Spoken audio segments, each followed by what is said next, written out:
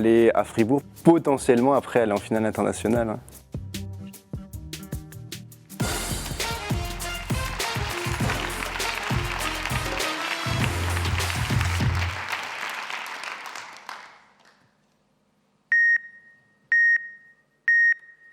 Je suis sûr que vous connaissez tous les symptômes du Covid au moment où vous tombez malade. Mais maintenant, est-ce que vous connaissez aussi bien les conséquences à long terme de cette infection? Ça, j'en doute un peu plus. Alors avant toute chose, j'aimerais vous faire un petit récap de la situation. Donc, ce virus du SARS-CoV-2 a globalement affecté tout le monde en fait. Donc, on est tous dans le même bateau. Oui, mais pas tout à fait. Parce que le problème aujourd'hui, c'est qu'on observe qu'environ 20% des personnes qui ont été infectées conservent des troubles cognitifs, c'est-à-dire des troubles de la mémoire, de la fatigue, ce genre de difficultés, et ça 6 mois, voire 1 an après la maladie. Et je vais même aller plus loin.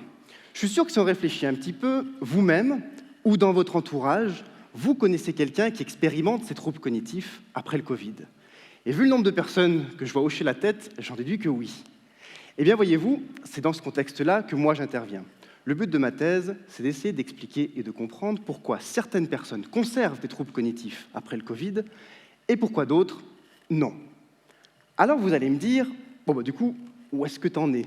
Et je vous répondrai que dans ma thèse, j'ai formulé une hypothèse qui consiste à dire que l'immunité qui vous protège au moment où vous tombez malade va avoir un coût à long terme. Oui, mais voilà. Malheureusement, on a encore un petit souci, parce qu'une des stratégies de l'immunité pour vous protéger, c'est de créer ce qu'on appelle des inflammations, c'est-à-dire progressivement brûler de plus en plus l'organisme jusqu'à ce que tout intrus soit détruit. Mais maintenant, vous imaginez bien que certains neurones du cerveau peuvent souffrir de cette stratégie inflammatoire, cette stratégie de défense, et potentiellement engendrer des troubles cognitifs à long terme. Donc, si on résume la situation dans ma thèse, d'un côté, au moment où vous tombez malade par le Covid-19, j'ai mesuré les éléments inflammatoires, ces fameux éléments inflammatoires, à l'aide d'une simple prise de sang. De l'autre côté, 6 mois plus tard, j'ai mesuré les troubles cognitifs, comme par exemple les troubles de la mémoire, avec des tests spécifiques. Eh bien, devinez quoi?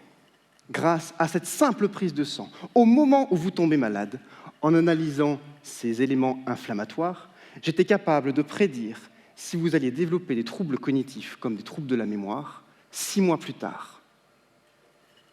Rendez-vous compte que cette simple prise de sang, au moment où vous tombez malade, pourrait donc nous permettre d'aider toutes ces personnes qui s'éteignent à petit feu après le Covid-19, avant même que tout espoir ne parte en fumée.